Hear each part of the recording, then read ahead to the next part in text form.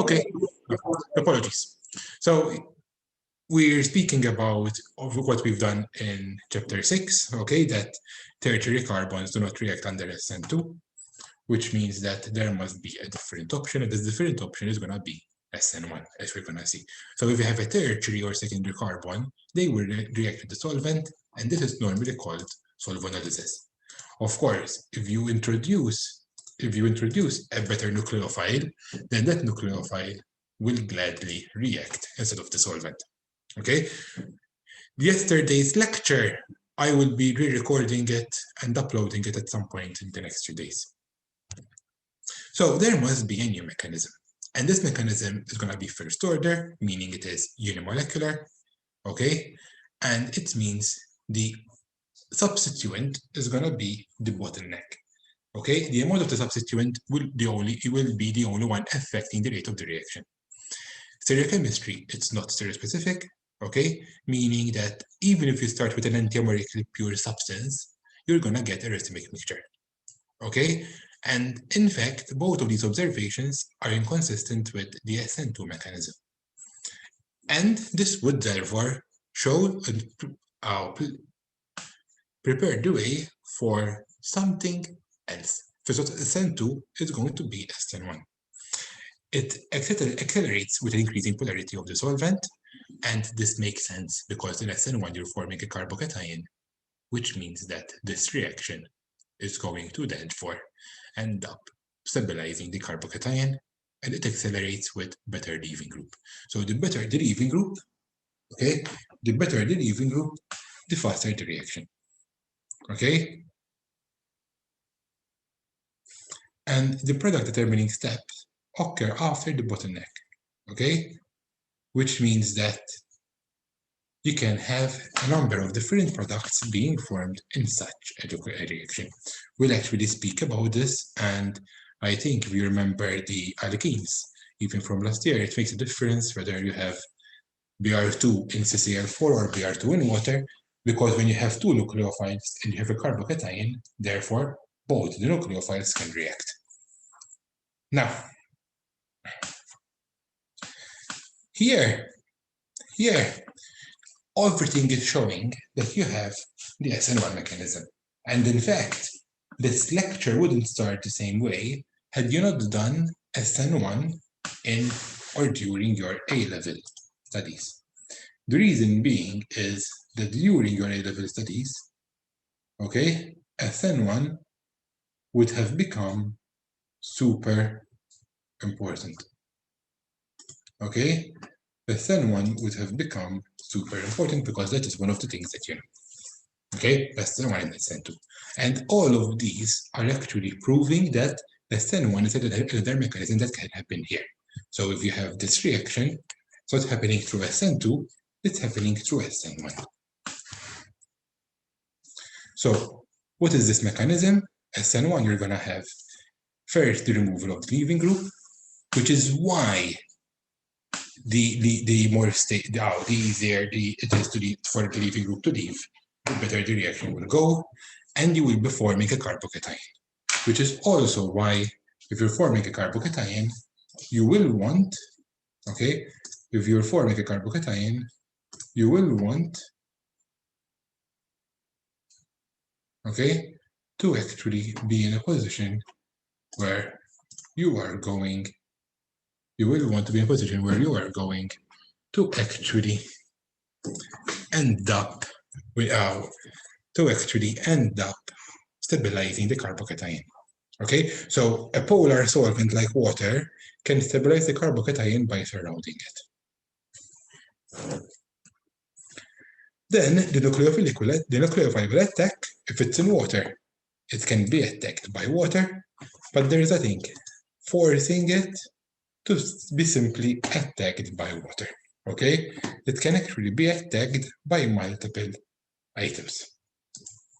It can actually be attacked by multiple items. And again, that is something that you should keep in mind. And the reason being that you should keep this in mind is that if you're going to have multiple nucleophiles, you will have multiple products.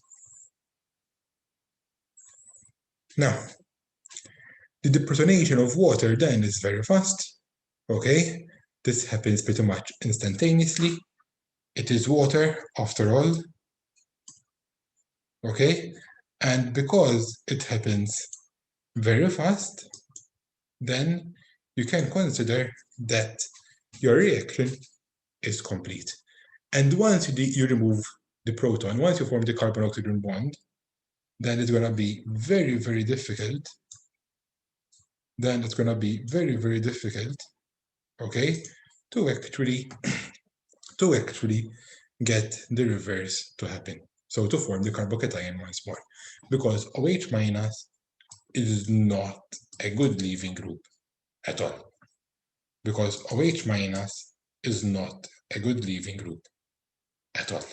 Okay, so that is something that you should have and you should keep in mind. Okay, you might be saying, but why am I saying these things? Because remember, every reaction is normally reversible. Okay, every reaction is normally reversible. And the mechanism explains the data. It's a first-rate order. Okay, it's also racemizes the mixture because you're forming a carbocation. It accelerates in increasing the polar solvent and is better with a faster leaving group because the quicker the leaving group, then the better and the easier it is to get your carbocation, and the carbocation is stabilized in polar solvents, okay? And it's also that the product determining step will occur after the rate determining step because it depends on which nucleophile you've got. Okay, but it depends on which nucleophile you've got. So SN2 versus SN1, in SN2 you only have one transition step, whereas in SN1 you have two. Because you have two transition steps, you're going to have the bottleneck, okay, which will be controlling the rate of the reaction. So the important thing is to note this difference, okay? That's the energy you're giving there. And in fact, once you form the carbocation, the reaction is actually very, very fast, okay? And also, you should also be noting that whenever you're having something like this, there is a third increase in energy to remove the proton. There is an increase in energy, but the reality is that this is going to be minor. Okay, this is going to be minor. Okay, so that will always happen instantaneously. If there is energy for the reaction to start, there is energy for that reaction to complete. Now, this also means that if you want to stop the reaction at this intermediate, it's going to be very difficult because, of course, in this situation, the reaction requires much less energy to continue and do the second step than it requires to actually do the first step. Okay, so that reaction is always very important. Okay, that is something to note. Whereas in the SN2, it's just one step, very simple, easy going, and the reality is it just goes in one step. Okay, it's a very simple reaction. The racemization happens because you have a planar intermediate, and since you have a planar intermediate, then it can either be attacked from the top or from the bottom, and this means that you're gonna have a racemate. Again, racemization is normally a bit of a problem. So if you can avoid having SN1, you avoid having SN1. If you can't, nothing will happen. If you can't, nothing will happen. It's okay. If it's a racemate, it's a racemate. It's fine. But if you can avoid it, then you try to avoid it. That's what it means here. Okay? On the other hand, you also have the effects of the solvents on the reaction. Okay? So increasing solvent polarity will speed up the reaction, whereas increasing, whereas for SN2, increasing solvent polarity will slow down the reaction. So in fact, as we've seen yesterday, okay, because it stabilizes the nucleophile. So in fact, what you want here is polar or protic solvent for SN1 and a protic solvent, a non-polar solvent for SN2. Okay? So this is something that you should be looking at. And here you have some numbers, okay? Using water and using acetone. Acetone is completely non-polar, okay? Using water is 400,000 times slower than using acetone. In acetone, you still need to use some water because otherwise you would not be able to dissolve your compounds. Because otherwise you would not be able to dissolve your compounds, okay? And if you don't have a solution, then there's no reaction whatsoever. So as expected, the better the leaving group, the faster the SN1 reaction. This makes sense because you are breaking a bond. So if you can't break the bond, then no reaction will happen. So if you have a very strong bond, like a carbon-oxygen bond or a carbon-chlorine bond, that's going to be very difficult to remove. And the nucleophile has no effect on the rate of the reaction. So no matter how much nucleophile you have, this will not change the rate of the reaction. The reason for this is very simple, because when you have the rate of the reaction, then what you're going to have is a situation, okay? Then what you're going to have is a situation where the reality will be that it only takes place after the rate determining step. So first you need to break and form the carbocation, then the nucleophile comes in play. But then if you have competing nucleophiles, the faster the nucleophile, okay, if you have competing nucleophiles, the faster the nucleophile, then yes, there will be a slight difference. Then yes, you will have one nucleophile reacting a little bit more than the other. So if you have alpha branching, okay, this is normally brilliant because it will slow down the SN2, okay? Now you might tell me, but why would I want to slow down the SN2? This is a completely different story. We're saying that if you have alpha branching, SN2 slows down, okay? Same with beta branching. Alpha branch carbocations are stabilized by hyperconjugation, okay? And in fact, for hyperconjugation, okay, for hyperconjugation, the more substituents you have, the better it's gonna be. And this is then again why you would want,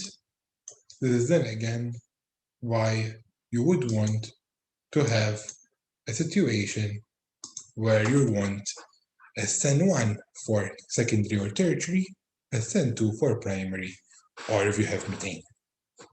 Okay? And this is exactly the reason why. This is exactly the reason why. Okay? But again, please note that whatever we're saying here, we would have done to a certain extent, okay? You would have done to a certain extent at A level. Okay? Maybe not the reasons why. But here you're now learning that you will have hyperconjugation, and therefore, if you are going to be using these reactions, okay, hyperconjugation will stabilize the carbocation. So hyperconjugation, as we've discussed in a previous video, the movement of, there will be some overlap between the p orbital for the carbocation and the s orbitals of the hydrogens, okay, and these will stabilize the ion a little bit. Don't expect this to be major stabilization, but it will do its part, okay? It plays a very important role. And in fact, it shifts the reaction from one mechanism to another. So it is quite important, it is quite big.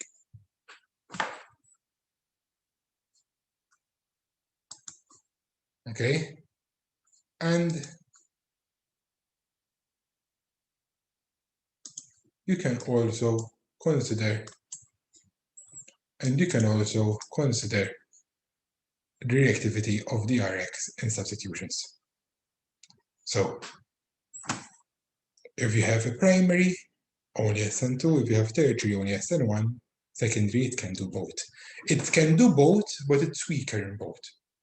So that is something that I want you to ensure. The slowest reaction will happen with secondary halogen alkanes. Secondary halogen alkanes doesn't matter what group it is. Okay, it will do SN1 slow and SN2 slow.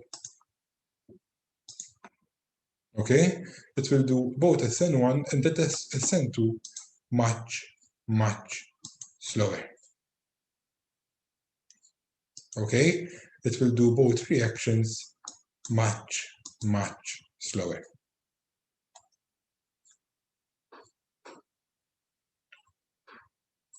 So an overview, and I think today we can stop here with respect to the lecture, okay? And then we'll do some examples. So reactivity of R-X in nucleophilic substitution reactions. So SN1, you will not see it in primary, but you will see it in tertiary. SN2 is the other way around, where secondary, SN1 is relatively slow, but if you have a good leaving group and the polar protic solvent, it might happen. SN2 is the other way around, where if you have a high concentration of good nucleophile in a protic solvent, then it will happen there. Important, and this is something I wanted to emphasize a little bit. Very important. The reactions are going to be dependent. The reactions are going to be dependent on the solvent. So it's not that SN1 and SN2 will both happen at the same time. Check what solvent you've got. If you have water, SN1. If you have DMSO, SN2.